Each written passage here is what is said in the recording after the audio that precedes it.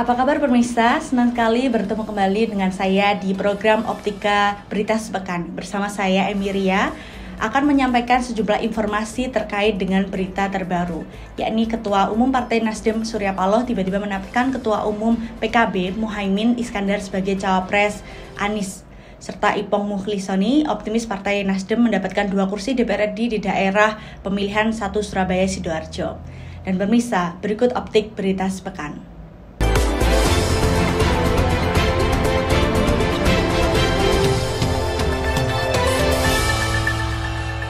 Politik berkembang secara cepat. Surya Paloh menyambut Nasdem berkoalisi dengan PKB, lalu menetapkan Muhaimin Iskandar menjadi baca pres Anies. PKS dan Partai Demokrat ditinggal. Paloh menikam Partai Demokrat dan PKS, seperti Prabowo menikam PKS dan Caimin. Nah, setelah rapat dilakukan, kemudian Majelis Tinggi Partai memutuskan sebagai berikut. Yang pertama, Partai Demokrat mencabut dukungan kepada saudara Anies Baswedan sebagai calon presiden dalam Pilpres 2024. Yang kedua, Partai Demokrat tidak lagi berada di dalam Koalisi Perubahan dan Persatuan (KPP) karena telah terjadi pengingkaran terhadap kesepakatan yang dibangun selama ini. Pada 29 Agustus 2023, di Nasdem Tower, Paloh secara sepihak putuskan Caimin, Ketua Umum PKB sebagai bacawa pres Anies. PD dan PKS diabaikan, Demokrat marah. PD merasa dikhianati Nasdem. Saat ini telah beredar poster duet Anies Caimin dengan tema perubahan bersama rakyat. Sebelumnya, Prabowo Subianto, Ketua Umum Partai Gerindra, mengubah nama koalisi KKIR atau Koalisi Kebangkitan Indonesia Raya menjadi Koalisi Indonesia Maju atau KIM. Perubahan nama itu diumumkan saat Prabowo mengikuti acara HUT PAN ke-25 di Hotel Sultan Jakarta. Caimin, Ketua Umum PKB, ditinggal.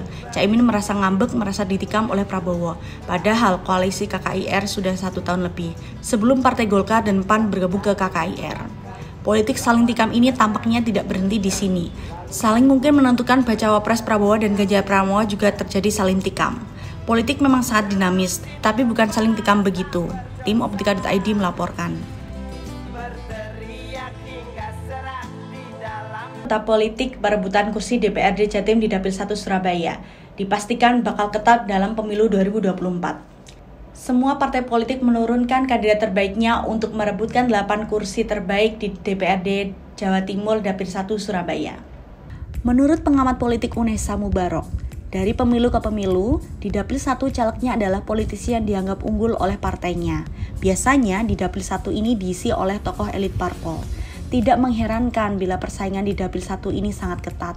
Walaupun begitu, secara mayoritas biasanya pemilih partai nasionalis, sedangkan parpol agama yang dipilih adalah yang moderat dan mempunyai perspektif kebangsaan. Sementara itu, data daftar calon sementara KPU Jatim menyebutkan memang banyak tokoh populer yang masuk dalam bacalek DPRD Jatim di Dapil 1 Surabaya. Para tokoh tersebut adalah petahana yang kembali nyalek, serta nama baru yang juga muncul. Di tubuh PDI Perjuangan memasang 3 petahana, yakni Yordan Bataragoa di nomor urut 1, kemudian Agatha Retnosari di nomor urut 3, serta Agustin Poliana yang dipasangkan di nomor urut 5. PDIP juga memasang anak mantan wali kota Surabaya di nomor urut 5, Fuad Bernadi. Kemudian nama Aura Dewangga Buana Putra yang merupakan putra mendiang Wisnu Sakti Buana dipasang di urut nomor 2. Tidak hanya PDIP, PKB tidak mau kalah dengan memasang sejumlah tokoh selain Samsul Arifin yang merupakan pertahanan di DPRD Jatim. Di nomor urut 1, PKB memasang Musafak Rauf, politisi kawankan Ketua DPC PKB Kota Surabaya. PKB juga memberangkatkan anggota DPRD Kota Surabaya yaitu Kamelia Habibah dan Mahfud. Gerindra pun tak mau kalah dengan memasangkan sejumlah tokoh. Hadi Dediansyah sebagai pertahanan kembali dipasangkan dengan nomor urut 2. Sementara di nomor urut 1 ada nama politisi muda yang juga Ketua DPC Gerindra Surabaya, yakni Cahyo Harjo Prakoso. Untuk Partai Golkar, nama pertahanan Belenggur Prijanggono kembali nyalek.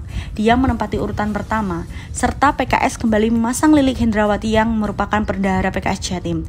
Partai Demokrat juga muncul Rasio, mantan Sekda Propos Jatim yang menempati urut 1. Mengenai potensi persaingan ketat di Dapil 1 ini, Edward Dewa Ruci optimis masih ada celah yang bisa menimba suara di tengah persaingan ketat.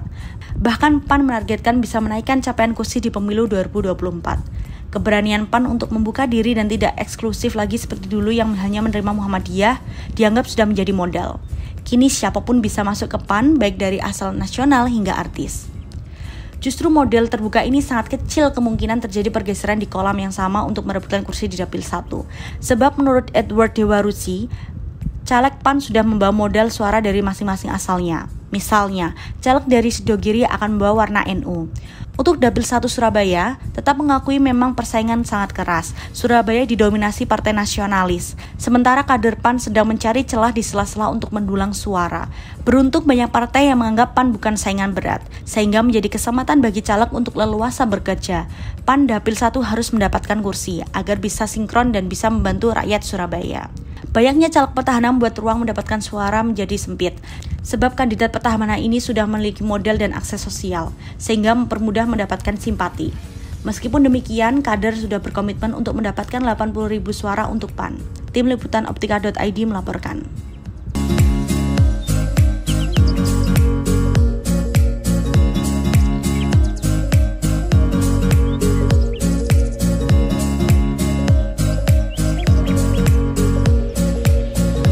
Menteri Pendidikan, Kebudayaan, Riset, dan Teknologi Nadiem Makarim menyatakan ke depannya mahasiswa S1 dan sarjana terapan bisa mengganti skripsi dengan jenis tugas akhir lainnya.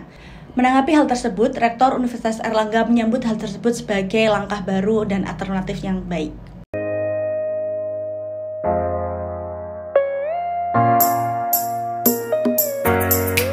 Menurut Menteri Nadiem Makarim, selain beban dari segi waktu, sebetulnya menghambat mahasiswa dan perguruan tinggi untuk bisa bergerak lebih luas merancang proses dan bentuk pembelajaran sesuai kebutuhan keilmuan dan perkembangan teknologi. Macam prodi yang mungkin cara kita menunjukkan kemampuan kompetensinya itu dengan cara lain. Ya, kalau kita misalnya mengajar prodi, apalagi kalau yang vokasi ya, ini udah sangat jelas gitu. Kalau kita ingin menunjukkan kompetensi seorang dalam suatu bidang yang teknikal, apakah penulisan karya ilmiah yang dipublish secara saintifik itu adalah cara yang tepat untuk mengukur kompetensi dia dalam technical skill itu? Dan ini bukan hanya di teknikal, dalam akademik juga sama.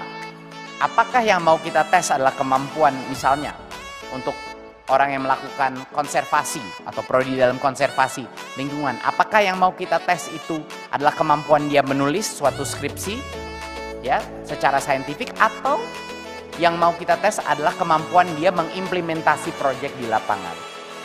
Padahal perguruan tinggi perlu menyesuaikan bentuk pembelajaran agar lebih relevan dengan dunia nyata. Karena itu, perguruan tinggi perlu memberikan ruang lebih luas untuk mengakui dan menilai hasil pembelajaran di luar kelas. Sebagai ganti skripsi, ada berbagai cara, sehingga ke depan mahasiswa S1 atau sarjana terapan bisa mengganti tugas akhir dalam bentuk lainnya, misalnya prototipe atau proyek. Kemudian bagi mahasiswa program S2, magister terapan, S3, dan doktoral terapan memang masih memberikan tugas akhir dan bersifat wajib tetapi tidak wajib diterbitkan di jurnal. Nadiem mengatakan tidak semua prodi atau jurusan bisa mengukur kompetensi mahasiswanya hanya dari skripsi saja. Untuk keputusan bebas skripsi, tesis atau disertasi diambil oleh masing-masing kepala program studi atau kaprodi, bukan lagi diambil oleh Kemendikbudristek. Sementara itu, Isa Ansori, Dewan Pendidikan Jatim mengatakan, kalau dari perspektif Merdeka Belajar, langkah ini tidak melihat proses kegiatan pembelajaran namun kepada hasilnya. Sebetulnya, tanpa kewajiban skripsi ini memberikan ruang alternatif bagi mahasiswa untuk memilih jalur kelulusan. Menurut Isa Ansori, kebijakan skripsi tidak wajib bukan hal baru. Pada tahun 1980 hingga 1990 pernah menerapkan hal itu. Bagi mahasiswa yang kemampuan menulisnya lemah, bisa mengambil jalur kuliah sampai dinyatakan lulus. Cara bebas skripsi ini juga menghilangkan praktek ilegal plagiat dan modus pembuatan skripsi. Menanggapi kebijakan baru tersebut, pastinya berdampak pada kampus yang dipimpin oleh Profesor Muhammad Nasih. Rektor Universitas Airlangga Surabaya ini mengatakan bahwa pihaknya menyambut baik. Menurutnya, mahasiswa bisa menyelesaikan studi sesuai dengan passion dan keahlian mereka. Nasih menerapkan bahwa kebijakan ini bukan menghapus keberadaan skripsi, tapi memberikan jalan atau pilihan lainnya. Jadi, sekarang skripsi bukan jalan satu-satunya, tapi ada jalan yang lain. Pilihan tersebut bisa dipilih mahasiswa seperti prototipe, proyek, dan tugas akhir lainnya yang setara. Kendati demikian, prototipe maupun proyek yang dihasilkan tetap harus dinarasikan serta dilarang menjiplak karya orang lain. Maka mekanisme mengenai standarisasi orisinalitas karya perlu disiapkan untuk mendukung kebijakan baru ini. Tim Optika.id melaporkan.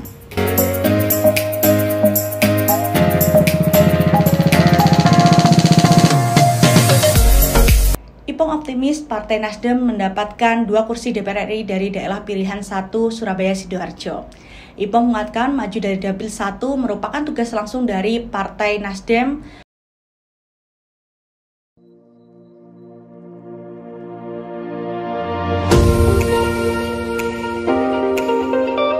Sosok Ipong Mukhlisoni bukan orang baru di dunia politik. Pria kelahiran Lamongan 29 April 1967 ini pernah menjadi Bupati Ponorogo ke-17 periode 2016 hingga 2021. Sebelumnya, 2 kali menjadi anggota DPRD Kalimantan Timur periode 1999 hingga 2004 dan 2004 hingga 2009. Alumni SMA Negeri 1 Lamongan dan Universitas Mula Warman ini juga kenyang asam garam organisasi. Sejak pernah menjadi Ketua Ikatan Keluarga Mahasiswa Jawa Timur di Samarinda dan hingga kini menjadi Ketua DPD Partai Nasdem Kabupaten Ponorogo. Langkah menuju panggung lebih besar DPRD RI mulai dari Dapil 1 Surabaya Sidoarjo. Daerah pilihan yang dikenal sangat ketat persaingan ini, Ipong optimis tetap bisa memberangkatkan 2 kader Nasdem terbaik di panggung Senayan. Dalam keyakinannya, biasanya kalau ada neraka pasti di tempat itu ada pula surganya. Maka justru datang ke dapil neraka ini untuk masuk ke surga. Ipong mengungkapkan, maju dari Dapil 1 merupakan tugas langsung dari partai untuk memenangkan hati masyarakat untuk Partai Nasdem. Untuk memikat hati pemilih, Ipong melakukan pendekatan langsung dengan masyarakat, mulai belusukan, bertemu banyak orang secara langsung, atau melalui perwakilan. Tim Liputan Optika.id melaporkan. Baik pemirsa, demikian berita sepekan dari Optika.id. Saya Emiria, terima kasih dan sampai jumpa di berita sepekan lainnya. Sampai jumpa.